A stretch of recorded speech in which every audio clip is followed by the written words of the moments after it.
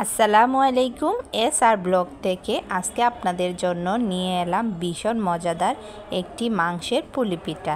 আর আমাদের ঘরে ঘরে এখন কোরবানির ঝুরি মাংস রয়ে গেছে, তো চলুন ঝট করে বানিয়ে নেই আর আপনাদের সাথে শেয়ার করে দিলাম। তো আমি প্রথমে 2 বাটি পানি দিয়ে দিলাম, আর সাথে দিয়ে দিলাম একটু লবণ, একটু হলুদ এবং একটু কালিজিরা। তো কালিজিরা আপনারা চাইলে দিতেও পারেন, আবার নাও দিতে পারেন, তবে দিলে কালিজিরা আমাদের শরীরের জন্য ভালো, তো খেতে পারলে ভীষণ ভালো।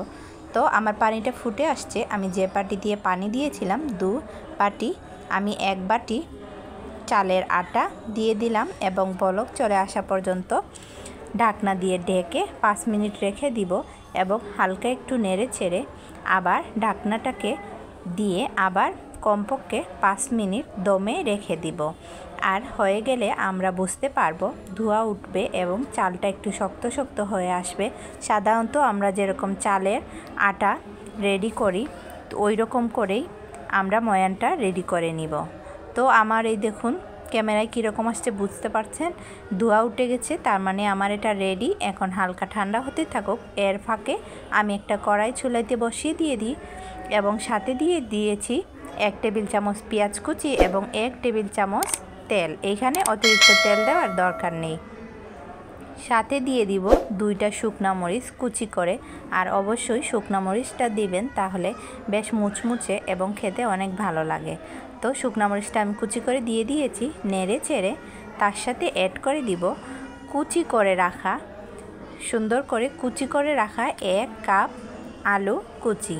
আমরা সাধারণত আলু ভাজিতে যেরকম আলু কুচি দিয়ে থাকি ওই রকম আলু কুচি 1 কাপ দিয়ে দিলাম বা 1 বাটি। আর সাথে ভালো করে নেড়েচেড়ে মিশিয়ে নিব এবং এটা একটু হালকা হতে থাকুক। তার মধ্যে আমাদের ঘরে থাকা কোরবানির 1 বাটি মাংস অ্যাড করে দিব। যদি ঝুরি থাকে তো হয়েছে, আর যদি ঝুরি না হয় হালকা মাংসটাকে হাত দিয়ে ভেঙে ঝুরি করে তার সাথে মিলিয়ে নিব। আর এর সাথে এক্সট্রা কোনো মশলার প্রয়োজনই হয় না, কারণ যেহেতু কোরবানির মাংস অনেক স্বাদ এবং সুস্বাদু হয়ে থাকে। তো এর সাথে এক্সট্রা করে গরম মশলা হ্যানতেন কিছুই লাগে না, শুধু একটু হলুদ রঙের জন্য আর লবণ দিয়ে ঢেকে আমরা আলু ভাজিটাকে তৈরি করে নামিয়ে ফেলবো।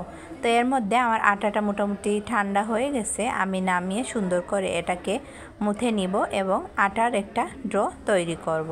তো আমার হয়ে গেছে। আমি একটু বড় বড় আকারে লিচি কেটে নিব, নিয়ে সাধারণত রুটি যেরকম করি এর চাইতে একটু মোটা করে একটা রুটি বেলে নিব। আর এটা তো আপনারা সবাই পারবেন, তো আমি তারপরেও দেখিয়ে দিলাম। এই যে বড় করে একটা আটার রুটি বানিয়ে নিলাম এবং বেশ হালকা একটু মোটা করে, পরোটা যেরকম করি তার চাইতে একটা মোটা। তো আমি একটু বড় বড় সাইজের পিঠাগুলি বানাবো, তাই একটা পায়েসের বাটি দিয়ে কেটে দেখাচ্ছি। এই যে সবগুলি আমি কেটে রেডি করে নিচ্ছি। আর এই যে সাইজগুলি দেখলে নিশ্চয়ই বুঝতে পারবেন। আপনারা চাইলে ছোটো বড়ো করতে পারেন, তবে এই সাইজ হলে দুটাতেই পেট ভরে যায় এবং ভীষণ ভালো লাগে দেখতে। তো দেখুন আমার মাংস আর আলুটা বেশ মুচমুচে এবং কড়া ভেজে নিয়েছি।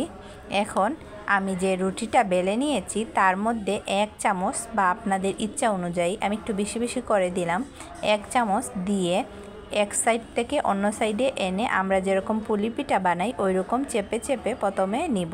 আপনারা চাইলে জাস্ট এরকম করেও রেখে দিতে পারেন, তবে আমি হালকা একটু ডিজাইন করব অর্ধেক, আর অর্ধেকটা এমনি এই যে চেপে চেপে একটার উপরে আটটা এনে নিয়ে গেলেই একটা সুন্দর একটা নকশা বা ডিজাইন রেডি হয়ে যাবে।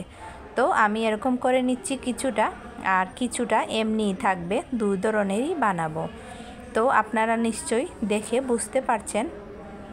ছোটোবেলাতে যখন আমার আম্মা এরকম পিঠা বানাতো তখন দেখতাম আর বলতাম এটা কীরকম করে ডিজাইন যে আম্মা করে। তা আসলে মারা আসলে সবই পারে, আর মেয়েরা যখন মা হয়ে যায় আস্তে আস্তে সব শিখে যায়। তো আমি আবার একটা আপনাদের সাথে দেখিয়ে দিলাম। প্রথমে চেপে চেপে বসিয়ে নিব, তারপরে একটার সাথে আরেকটা সাইড এনে চেপে দিলেই ডিজাইনটা কি সুন্দর রেডি হয়ে যায়। তো আমরা আসলে মেয়েরা সাধারণত রান্না বাড়া আমাদের হাত ধরে কেউ শেখায় না, আমরা আমাদের মায়ের রান্না দেখে দেখেই শিখে ফেলি। তো আমার তেলটা কড়াইয়ে দিয়ে দিয়েছি এবং গরম হয়ে এসেছে।